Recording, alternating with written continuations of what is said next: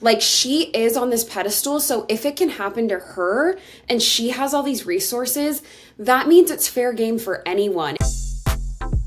For years, actress Blake Lively was seen as a wholesome and popular celebrity. After initially starring in the TV series Gossip Girl in the 2000s, she went on to star in a string of movies. She married fellow A-list actor Ryan Reynolds. She got involved in charity causes. So when she initially began promoting the movie It Ends With Us this summer, nothing initially seemed off. It Ends With Us is a dark romantic drama. It's about domestic violence and a toxic relationship. It's actually an adaptation of a popular book by Colleen Hoover. But within days of the press tour kicking off, things started to really go off the rails. Suddenly, a seemingly endless string of TikToks, tweets, and other online posts were bashing Lively, painting her as controversial, entitled, ungrateful, and rude. Years old, unflattering clips of Lively surfaced. Anonymous gossip accounts villainized her, and she was savaged in headlines. It seemed like her whole career was crashing down. Now, it seems like the public cancellation that Lively endured was actually the result of a well-funded PR effort to smear and discredit her after she raised allegations against two producers that worked on the film. Those producers were Justin Baldoni and Jamie Heath. Now, Lively is suing Baldoni and the team behind the movie for orchestrating an online smear campaign in retaliation for speaking out about sexual harassment and inappropriate behavior on set. In her suit, Lively alleges that Baldoni orchestrated a, quote, multi-tiered plan using social media manipulation to ultimately, quote, destroy her reputation. Today, we're going to break down exactly what's in the lawsuit. We're going to talk about how this orchestrated smear campaign played out with receipts and examples. We are also going to talk about how Baldoni responded and what this entire media cycle says about the state of the internet, media, and pop culture today. To do all of this, I brought in Coco Mocoe. Coco is an iconic content creator and pop culture analyst. She combed through all 70 pages of the lawsuit in great detail on her Substack. And I think she actually made content about the It Ends With Us press tour when it happened. Okay, Coco, thank you so much for joining me. Yes, thank you for having me. This has been my hyperfixation the last 2 days. Mhm. Let's back up from the beginning. When did things start to sort of go bad between Blake Lively and these producers, Justin Baldoni and Jamie Heath? When did this sort of like I don't even want to call it a feud, but sort of like when did this relationship start to break down? Yeah, so it went back as early as day 1 and 2 of filming on the set, which was in 2023. And so Blake Lively, in one of the documents, specifically stated that on day 2 of filming this movie, that there were conversations happening where Baldoni was wanting to add certain scenes into the movie that was not in the script originally and was not part of the book, where he wanted more like sexual things to happen and kissing. And so that was already becoming a point of contention. But on day 2 of filming, it escalates because Blake Lively wants to have a conversation, and then the co-producer Jamie Heath entered her makeup trailer when she was topless, getting body Oh makeup my on. So God. as early as day 2, there was already issues going on with the script, and then invasions of privacy from these producers. Yeah, I saw this sort of all come out, I think, eventually in this document, right? Which she files, I think, in January 2024, so earlier this year. I think they had gone on a break from filming because of the strike and other things. They were set to return, and she was like, okay, if I'm going to return to set, you guys need to stop talking about sexual things. Stop Yes. walking in on me when I'm naked. Stop being creepy. Like, stop. There was a whole like list of allegations. Like, Yeah. So there was a whole list, and it's so bizarre. Like, some of the things that caught my eye was number one, he wanted to add into and this is like alleged based on the documents that are shared in the filing, but that he wanted to add a scene into the movie where him and Blake Lively's character climax at the same time, and he was like adamant on adding this scene in. And then he was asking Blake Lively like, this is important to me because me and my wife always have to climax at the same time. And Blake Lively's like, TMI. And then he's like, so do you and Ryan Reynolds climax at the same time? Like, he was then asking her. And so there's odd things like that. There's him and Jamie Heath being adamant that women give birth completely naked and that's what his wife did.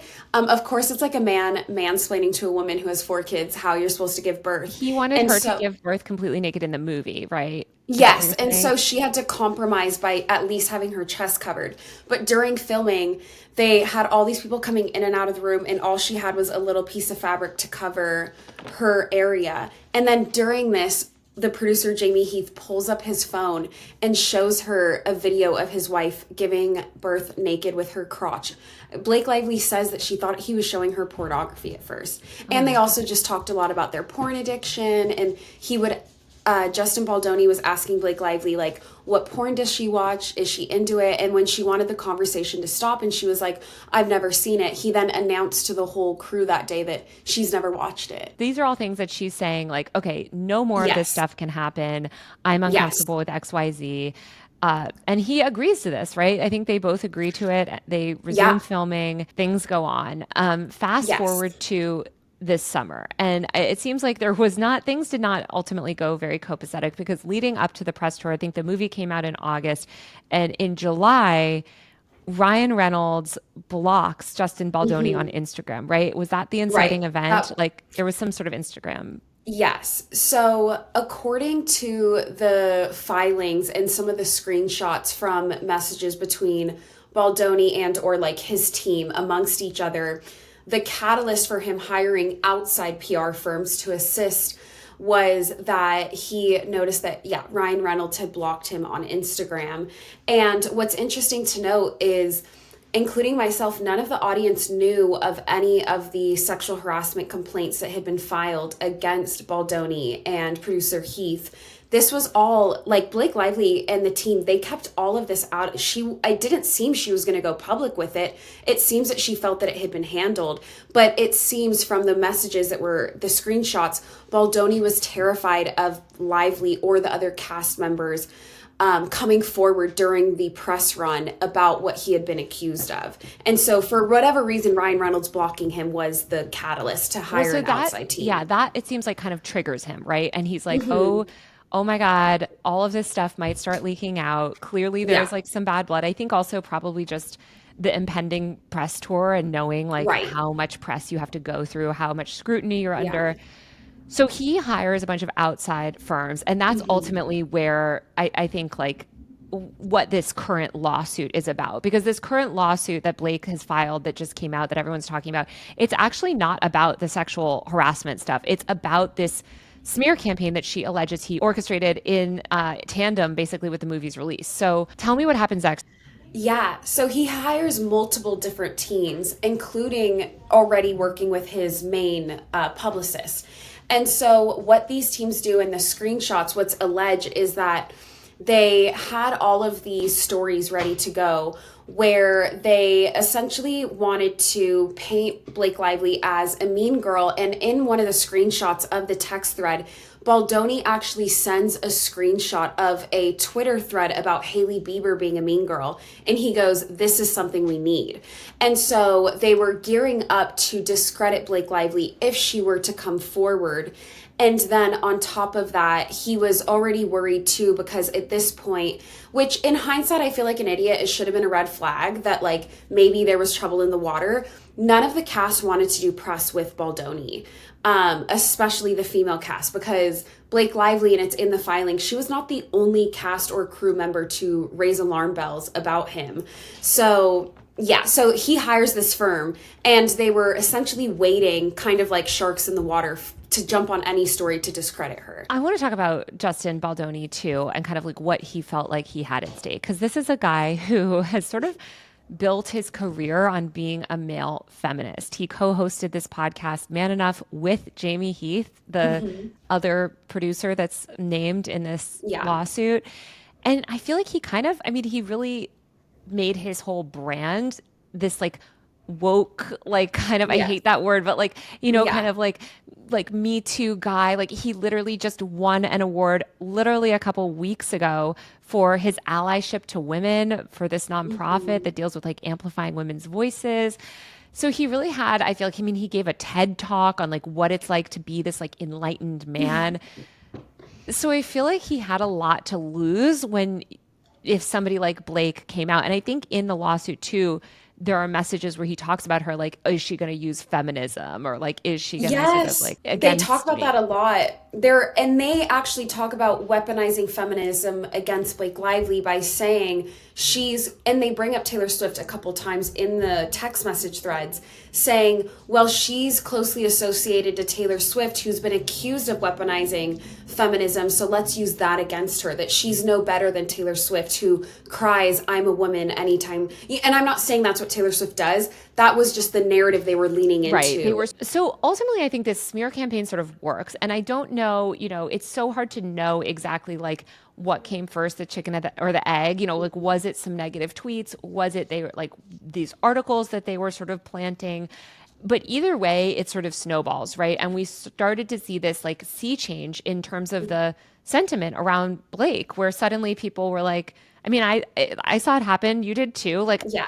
I think a lot of us too that weren't aware that there was a smear campaign, it just seemed like, wow, all of these negative clips are being surfaced about her. Wow, did you know that she's actually pretty rude? Like, it's sort of like the narrative started to change about her. You started to see a lot of negative press, a lot of negative headlines. And we see in the filing the way that like his comms team is talking about it, right? Can you sort of describe like what they were doing on the back end? Yeah, so something they weaponized against Blake Lively is that in the contract with Sony, and she includes this in the filing, the entire cast and crew had to sign on, allegedly, I'm just adding that for protection, but that the they all had to talk about the movie, and during the press and marketing they could not talk about that it was a movie about DV. Do I think that was a mistake on Sony, the publisher's part? Yes. But that was something Blake Lively signed on to and all of the cast signed on to. And so going into, and there's text threads in this lawsuit where the team is talking about how a lot of the fans, as the movie starts coming out, are mentioning that like Blake Lively, Colleen Hoover, and the cast, they're not really prepping the audience for the fact that this was a very violent DV movie, which I agree with. As someone who was in the theater and had no idea, I was like, what the heck? So that was a fair criticism. So they strategically had Baldoni go off script, which is something that they had all agreed with Sony. So he strategically goes off script to talk about the DV aspects, and they said that that was their way of being able to justify why none of the cast wanted to do press with him or walk the carpet with him.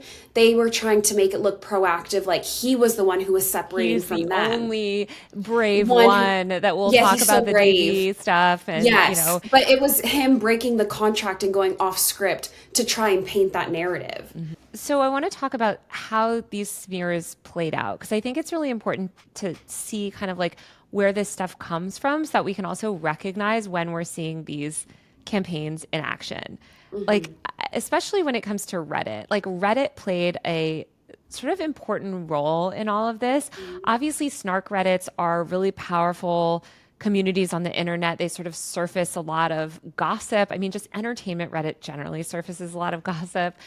And you have a really symbiotic relationship, I think, with like Reddit and accounts like these gossip accounts online and journalists, entertainment journalists, pop culture journalists go to Reddit to look for storylines, to look for gossip. Like they often reach out to Redditors.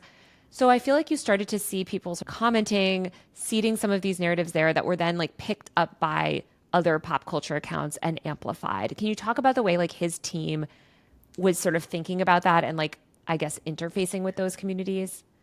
Yeah, so it was strategic from the get-go. It wasn't like Reddit was something that passively helped them. They even, in one of the contractors' pitches to Justin Baldoni and his team, they separate Reddit. They say, a social plan and a Reddit plan. So they clearly see Reddit as something that was trickling down to other And the socials. Reddit plan is like we will sort of strategically push narratives on Reddit or like Right. we will They talked about seeding theories on Reddit. And so what happens is I don't know how Blake Lively's team was able to get some of this info. I mean, commending them. Like Well, they it's some subpoenaed of the it. screenshots, like the screenshots they got are crazy, but they were able to track some of the Reddit threads that were posted to popular forums that were negative about Blake Lively, such as like, I'm making up a title, but like 31 times Blake Lively was mean in an interview.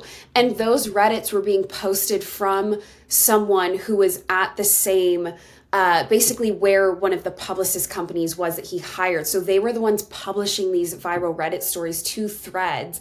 And one of the journalists that was writing the stories was related to one of the publicists that they were then taking her stories and sharing them to Reddit. So Reddit was like the number one thing that they were using, and it was then trickling down to other platforms. I think Reddit is sort of this like back end infrastructure for so much pop culture news.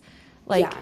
it's kind of interesting just the way that it spreads up because you started to see a lot of that stuff that initially surfaced on Reddit suddenly also get surfaced by like these anonymous stan accounts. Like, can you talk about those Mhm. accounts, like the sort of like the knockoff pop craves almost, and kind of like how then like Twitter and TikTok and all of them sort of like how it sort of cascades through. Yeah. So and this is like outside of just the Blake Lively thing, for me working with different artists or just on the back end of marketing, and I've never run a negative smear campaign, but something so fascinating is a lot of these like fake fan accounts, or you might even see an account that's like pop culture news that's actually being run by an artist or their team, and then they'll sneak in stories about this artist as a way to make them seem more popular and relevant than they actually are. They were talking about how they were able to like boost certain videos, or it seems like they were creating videos, maybe. I'm not sure if they were anonymous, but they were sending each other links to boost onto TikTok. Sometimes it was just organic fan videos, but they would talk about boosting things in the feed. I'm assuming that was them using fake fan accounts to comment and get these things in the algorithm. Yeah, we don't Yeah, know. They were working with we like don't know. also an anonymous contractor in Texas, it Mm-hmm. alleges. I mean, Yep. here's the reality is there are all of these sort of like dark arts of social media, right? And like Yeah. we all know this. I mean, any pop fan sort of knows like there's inauthentic streams you can buy, right? Like you can sort of buy inauthentic engagement on any platform and like boost things on any platform. And I feel like a lot of us think of that type of marketing as promotional marketing where it's like you're boosting a new song, you're trying to make an artist seem more popular. But I feel like this lawsuit shows how it can actually work on the other side where it's like that activity is used to bring someone down, where Weaponized. they like hired this anonymous guy who was familiar in these dark arts and allegedly, like you said, was like boosting TikToks, getting things amplified, getting views. And that incentivizes creators also to make more of that content. That spreads the narrative further so that more people start to believe it. And suddenly you have these narratives where like you don't even need to do stuff. I mean, they talk about in that lawsuit at one point, one of the publicists is like, the internet is doing the work for us. Like they've Yeah. successfully seeded this narrative, whipped up a bunch of hate for her. And now all of these pop girlies on TikTok are like coming for her organically. They don't even have to do that much more. Yeah, and that's something I even talked about in the video that I made about this topic, where if you're, for example, if you're a TikToker, in some ways your employer is TikTok in the For You page. That is your boss. And so if you are not giving extreme opinions, I hate when people on the internet say people want authenticity. I don't think that's true. I think audiences want someone who's going to be an extreme example of whatever the public opinion is in that moment.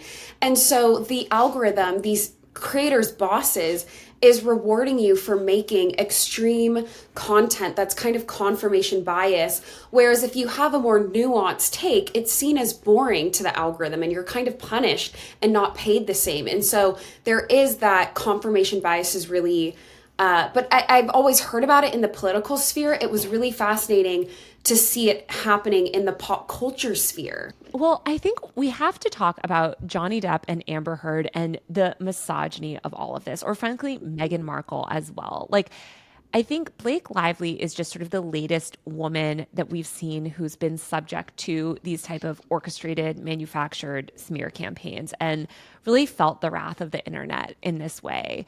Because these attacks weren't just like generic attacks. These were like deeply misogynistic campaigns. And I think there's nothing the internet loves more than tearing down a rich and beautiful woman, or any women really.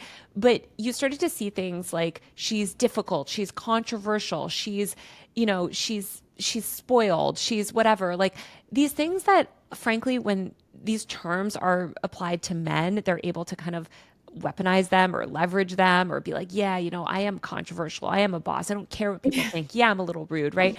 But for someone like Blake, these are sort of career ending allegations. This is basically implying that she's a nightmare to work with, that she's spoiled, that she's an entitled, you know, slurs that I can't say.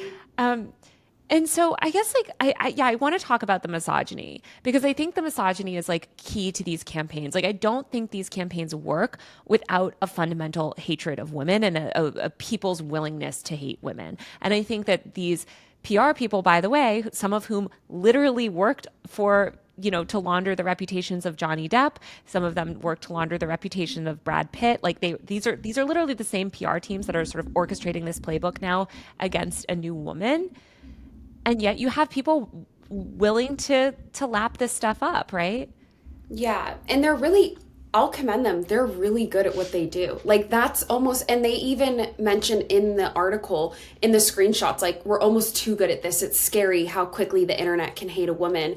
And I think what we're seeing, and this is time and time again, and I'll admit I am guilty of this because I allowed my opinion of Blake Lively to be swayed and I'm a woman. But I think what we're seeing is the pain. It's extra painful when the unfair hate comes from other women as a woman yourself in the public eye.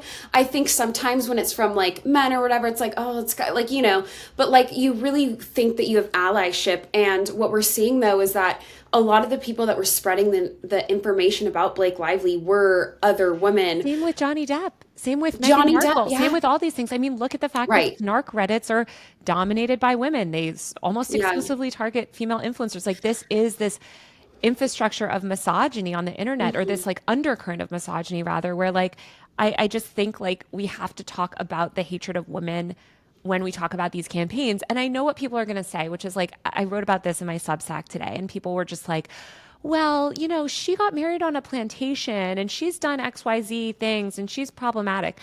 Okay. None of those things justifies a vicious misogynistic smear campaign against her. Even if she was racist, even if she was problematic in XYZ ways, that doesn't make this sort of orchestrated smear campaign okay.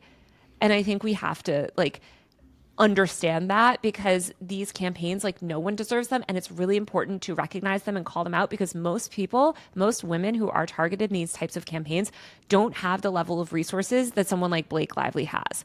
The only reason we know about all of this is because she has literally millions and millions and millions of dollars to go on the counteroffensive. Right. And that's kind of what scares me is like, yes, I think all of those criticisms are valid. I think also the internet is a tale as old as time, that the internet never thinks multiple things can be true at once.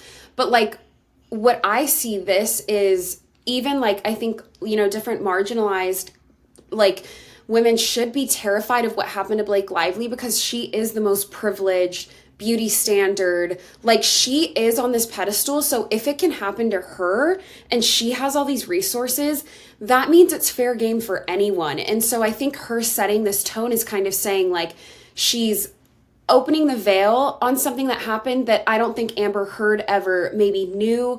The fact that Amber Heard knew. Wait, let's just be clear. She knew it was happening. Okay. No. Everyone knew. We know. Women. These women know. Again, these women are powerful people. It's just that people get swept up in these narratives, and I think it's like it goes back to the fact that you yourself fell for it, right? Like you saw this, and by the way, so many people. I definitely saw it and was like, that's weird. I didn't know that Blake Lively was so rude or something. Like you sort of like you absorb these narratives because that's what is all over the TikTok feed. That is the narrative in the press. And I think people don't realize how the behind the scenes like celebrity and PR machine works, not just in entertainment, but politics and everything. Like the news that you read in the media is shaped in a huge way by these comms people. And by the way, same thing with Blake's announcement in the New York Times with her lawsuit. Like, she strategically worked with the New York Times. She waited until basically all of the allegations, died down. She conducted this months long sort of like forensic study of the harm that she endured. And then she surprised Justin Baldoni. I mean, it seemed like a lot of people involved, even the comms people, didn't even know this was coming. And so it was a very intentional sort of, I think, like response to the campaign that she had endured. But it's also PR. Like, we should also consider her strategy here. And I just think like a lot of people online, they take everything at face value. They take a TikTok at face value. They take a headline at the Daily Mail at face value. And they don't see the various kind of like forces behind the scenes working to push this stuff. Yeah, and I think even like what you bring up too, the timing is really interesting. Something I talked about, and I want to give a shout out to Molly McPherson PR. She's like one of my favorite creators. So yes, and when I made this video, I'm like, okay, guys, put on your Molly McPherson hats. But I think it's really interesting that Blake Lively released it this Saturday morning of everyone going on winter break. So people had time to consume this news. I had nothing more to do than sit and read a 70-page lawsuit. And it was perfect timing. I think if she had released this maybe in November, it would have gotten pushed down because of the presidential election. But now this is all the press has to talk about. So it's really amplifying her. And like what I'm curious about, and I keep bringing it up, is like I would love if one day they revealed like, maybe they won't, but like how, if you guys look at the filing, she had so many screenshots of like text. And I'm like, how did she get that? Like, I'm sure that also took time. Subpoena. I don't know if you have ever been involved in a lawsuit. You can literally subpoena at text. Guys, really? This is another reason why you use Signal and you use secure messaging. Wow. You can get a court order to get literally any sort of communication. So she paid this firm to do this analysis of all of the negative sort of sentiment and sort of track exactly how the sentiment swayed against her. And this was all in the filing, right? So in the lawsuit, there were charts included from her team, and it has dates, and it shows the day that public sentiment about her went from positive to negative, and there's a clear like drop off. And then they also included her brands, such as her new hair care brand, losing up to almost 60% in profits around this time. Yeah, I think you could really see the business impact when you looked at this stuff. Tara Keat is the marketing company who she hired to report on public sentiment. They said that they concluded she was subject to a, quote, targeted multi-channel attack similar to the one against Amber Heard, and that it was destroying her reputation. They analyzed her Google search results for her name, and they found that 35% of her recent results following the press tour mentioned Baldoni. This was extremely unusual considering the length and breadth of Lively's career. And so the firm ultimately suggested that the media environment was being manipulated, according to the New York Times. And so once she sort of was able to prove this, could gather it all together, that's when she put it all into a lawsuit, obviously was able to get a hold of text messages, communication to sort of back up this notion that this was orchestrated and then, break it in the way that she chose to break it. But I think it's just so interesting to think about sort of the symbiotic relationship, because it's so hard to know sort of who is more responsible. I mean, one of these comms women that came out actually said that she wasn't even aware of this lawsuit, that her old, a firm that she used to work for now, it seems like, turned over her texts and emails. And she was like, we didn't even really have to do anything. It was all the internet. And look, they obviously allegedly did seed some things, but I think it just raises these important questions of who's manipulating who at what point, right? Like, people are seeding these narratives, but the internet runs with it. Is it the internet's fault? Is it this PR company's fault? I think that the internet is so full of people that are, again, just blindly consuming and willing to participate in these hate campaigns against women, that these PR people are trying to just wash their hands of it and be like, well, all we did is do a couple posts, and maybe we posted some things on Reddit, but we're not really responsible for what the life it took on of its own. And maybe they're not. I feel I am curious kind of what influencers pushed this, and whether people are going back and privating their videos, or what is being said. If you search Blake Lively's name, which I did right before we were recording this, on YouTube, pretty much all of the top results are still incredibly negative takedown videos on her. Yeah, and that was something they mentioned too in the lawsuit is what caught my eye in one of them is it almost seems like the PR firm potentially had connections to certain TikTokers or creators and were feeding them stories. I don't know if there was a transaction there that wasn't disclosed, but that is really interesting. And I think you bring up a good point. It could be hard to prove because what does this set a precedent? Does that mean everyone who ever liked a viral negative post about Blake Lively on Reddit, like they can't go and, sue each 100,000 of them? So it's like, who is at fault? We don't know. And also what's telling to me and like what I think is really sinister is that I used to always think public feuds of celebrities were like them going at each other publicly. You would think it's them on talk shows. Justin Baldoni was pretty much silent this whole time. Like, besides the few red carpets he did and, press things, like, we didn't know that he had any, like, had ill intent towards her. And to me, that's the most sinister. You think about it with Johnny Depp, he had his trial, but he kind of played as like, I'm quiet and shy and I'm just here because I have to They be. let these people do the dirty work, right? Yes. And there's so much behind the scenes dirty work. And it reminds me of, I mean, you mentioned, I think we were texting earlier about like the music industry, but I just think when you look at Hollywood and the Hollywood ecosystem, there's so much that goes on behind the scenes. And same thing with the media ecosystem. Like people read these news stories, and that's what I love about Molly McPherson because she is a PR pro, so she really sees kind of like behind the news stories, like the strategies that come out, but the public usually just consumes it. And I also wonder kind of what precedent this sets for the future because in some ways people are talking about it like, wow, this is so horrible. Once again, we did like an Amber Heard, Meghan Markle, like, we've smeared her, like, this is terrible. We need to stop doing this to women. But it was successful. I don't know that her career will ever sort of recover, like her reputation will ever recover to the point that it was before. Because even now, again, I posted my Substack thing this morning. You can see all these people like, yeah, but she's still terrible. But look at this clip where she was rude in 2009. Doesn't she deserve it? And something too that like on top of that was really interesting is how I always think also these PR people, these crisis comms people are really there and just attacking certain stories. But something that like we see even with all the Reddit threads going viral and all the videos, if you look up Blake Lively and Justin Baldoni, and something they talk about in the screenshots is this term. It's essentially known as information overload, and it's a strategy where there was a few things that came up that journalists were asking them about, which was Baldoni had other sexual harassment claims that happened during filming, and the girls were kind of laughing about how they had just given these people so many stories and sent TikTok links that it actually confused the press. And the journalists that were supposed to report on this were had so many stories coming at them from these PR people, they didn't even touch the sexual harassment thing because they were confused. Right. And I think that's interesting too. On top of the sexual misconduct claims, there's also some bizarre ones, such as him claiming that he could talk to the dead and that he was talking to Blake Lively's recently deceased father. So it's not just the sexual things. It was very sinister in other ways as well. I will say one thing that I hope we get more reporting about, and I think would be interesting to like dig into in 2025 is these reputation management firms and this sort of like this whole secret industry of people whose job is to not be known, that has really no online presence themselves, that orchestrate these campaigns. Because I think like the PR people are almost the middlemen in this world.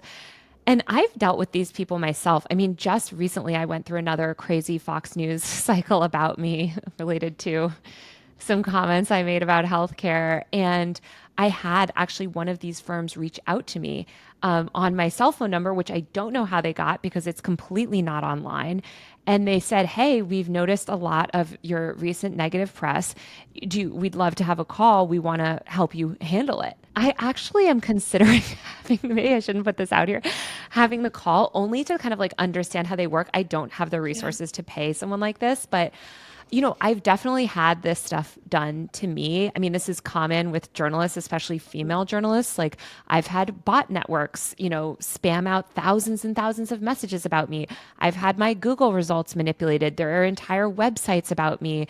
People clone articles and run weird SEO hacks to like smear my name. Like, I mean, somebody was running like defamatory Facebook ads about me not long ago. Like, there's all of these weird things happening, and it can make you seem crazy. I mean, I remember, I've also been subject to a bunch of like baseless defamation lawsuits that are always sort of thrown out. And the last time one happened, there was a weird comms firm that was pitching journalists about like how I'm secretly shady. And it turns out that comms firm was working for the person that was funding this lawsuit against me, which was completely thrown out and baseless. But like, it doesn't matter because it generated all of this negative press. And like, that negative press is, they know that like the negative press will never be corrected. It's the same way, like, we're never going to see positive articles correcting the narrative of Blake Lively. Maybe we'll learn about the smear campaign, but like, it's in the back of people's heads now, right? That she's rude to interviewers. Like, these things stay. And I think it's really worrying because I don't think you need as much money as you think to like run these campaigns. And I think like journalists, anybody that critiques sort of powerful figures, I think content creators are increasingly going to have to worry about this stuff because, again, content creators talk a lot about pop culture. We saw the way that like Johnny Depp's team was weaponizing YouTubers and smearing other YouTubers that were anti-Depp. Like, I think all of these things actually, like, they're not relegated only to Hollywood. Yeah, I mean, we're even seeing it with what you're saying reminds me of like Megan Thee Stallion. They had to file another restraining order against Tory Lanez because he was having these calls with a YouTuber girl who's not even that big, and he was feeding information to her, which is so crazy. And I mean, maybe this makes me a coward, but there's some topics I don't even touch online because I know that is a risk. And I'm like, I do not want to like get in the crosshairs of the wrong person because these things are so real. And the internet, like what you say is a good point. Like, the internet is bored of anything that's like a corrective. Okay, an example would be on TikTok, a video got 10 million views of this creator who's known for spreading wrong information. He made a video about Camila Cabello's ice purse at the Met Gala was like $27,000. Yeah, it was like $27,000 or something, and it melted by the time she got up the stairs. And I was like, that sounds so crazy. It just doesn't seem true. I literally just DM'd her stylist, and I was like, hey, like, this is such a long shot, but like, where did you get the purse from? I'm just so curious. And he was like, I got it from Etsy for like $30, and then we paid an artist $1,000 to make the purse. I don't know where the story came from. My video correcting him capped at like 20,000 views, but his video got 10 million. And I even had a conversation with TikTok showing them the evidence where I'm like, this creator was clearly violating your community guidelines by spreading clear misinformation, and a video correcting it was not like, was basically suppressed on the feed. And so it is damaging to this person that now everyone thinks she's like out of touch, and who knows if she is, but it was such a weird thing to go viral, and TikTok never corrected it or punished that creator. I don't know that it's TikTok's job to like. True. This is where it goes because like TikTok can't monitor every single piece of pop culture news and like verify its veracity. I think we need media literacy, right? And it's not just a TikTok problem. This is a huge problem on YouTube too. Yeah. Like, this is why I think we need people to understand. First of all, do not blindly trust the media. Like, don't just trust every headline you see.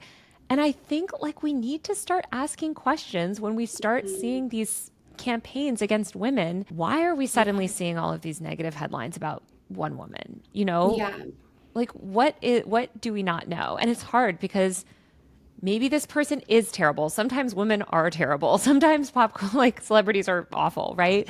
But it's like you really do never know what goes on behind the scenes. And I think this is just such a good reminder of that. I think it's going to also make a lot of people in Hollywood and the media and elsewhere and other powerful people be like, wow, I didn't even know you could do this. Like, look at how effective this was. This was a really great playbook. Like, can I get one of those firms? What about that? It's like great press. Once the lawsuit done, it's great press for the firms that he hired because they did such a good job that now they're getting sued for how good they did it. I'm like, that's crazy. But I think it'll also make people afraid because I think also now, I think Blake Lively isn't suing him because she needs the money.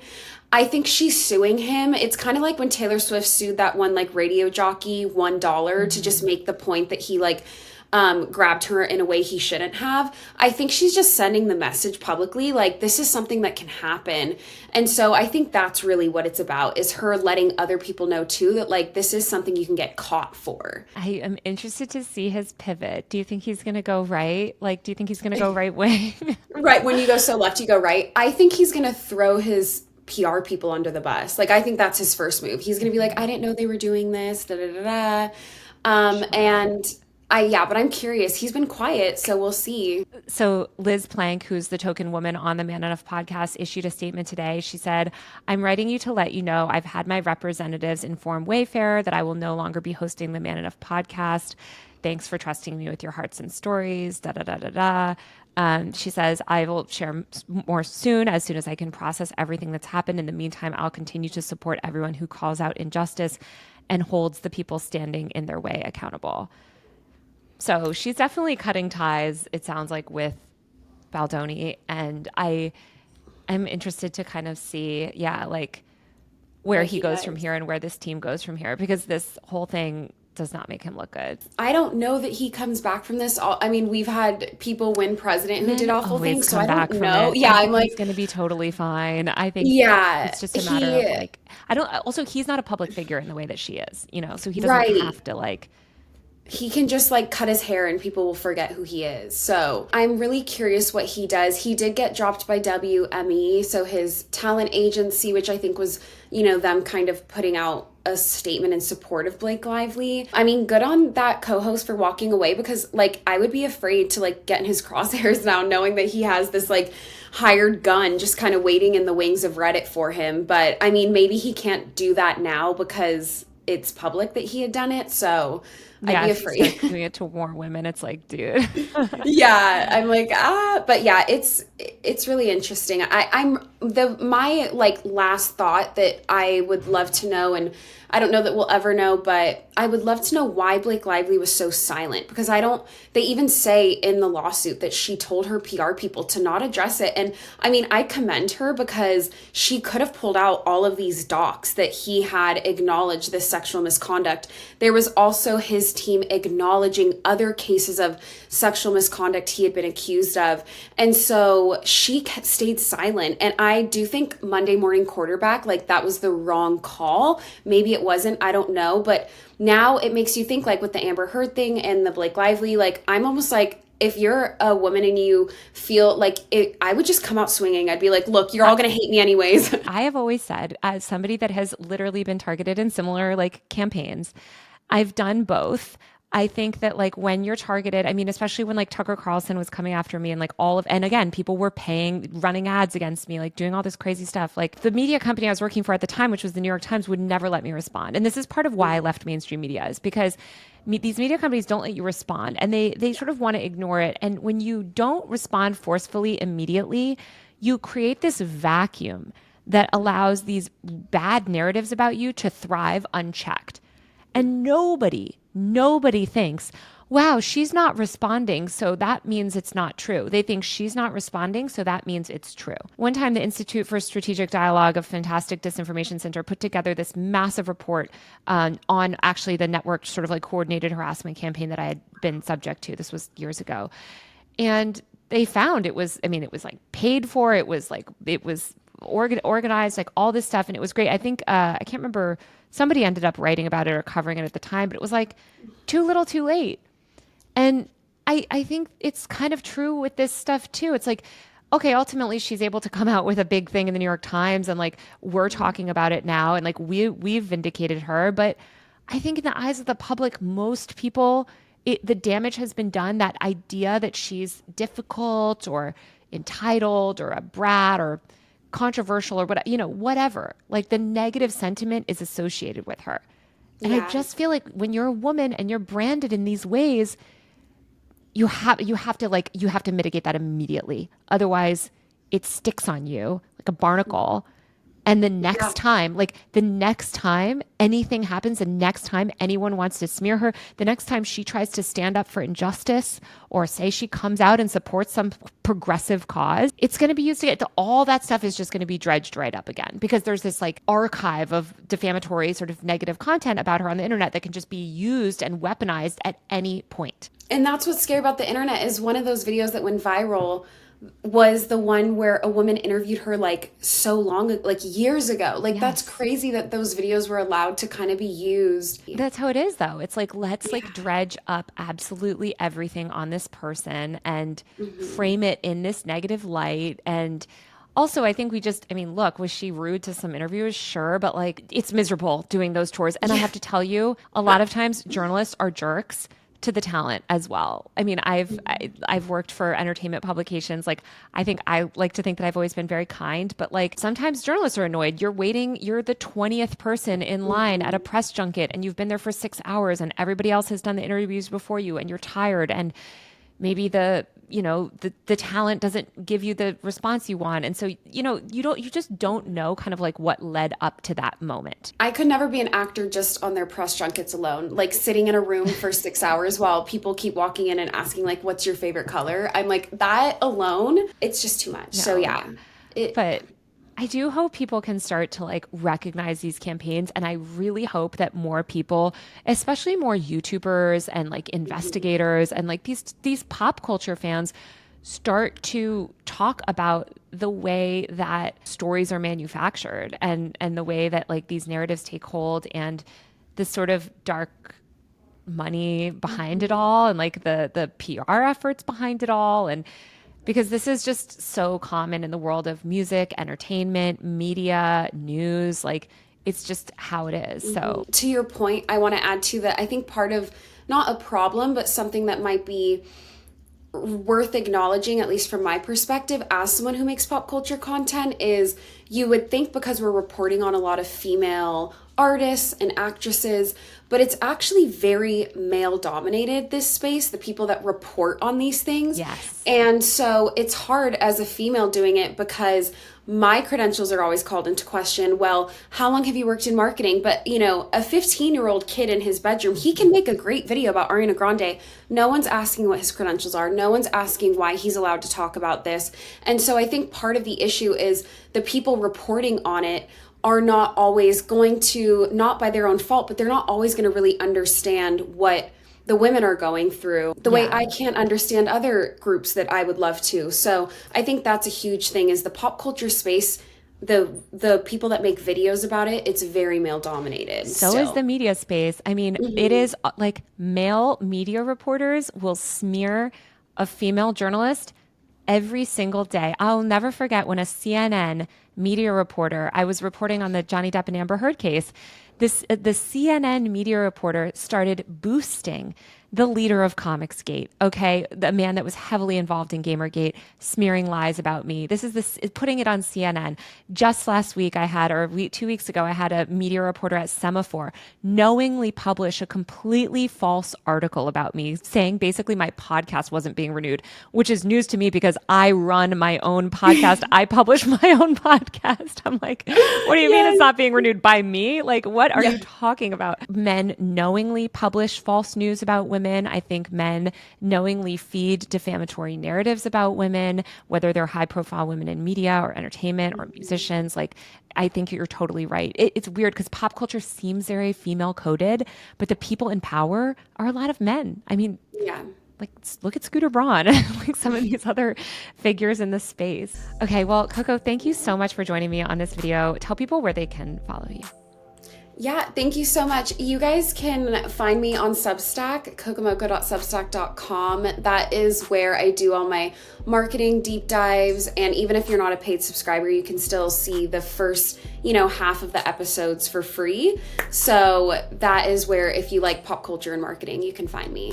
And speaking of Substack, subscribe to my Substack. It's usermag.co, which is my online culture newsletter. I wrote all about this for today. I wrote about like everything that was happening and the misogyny of all of it and how we should view these campaigns. So definitely subscribe, usermag.co. And we'll be back soon. Thanks for watching.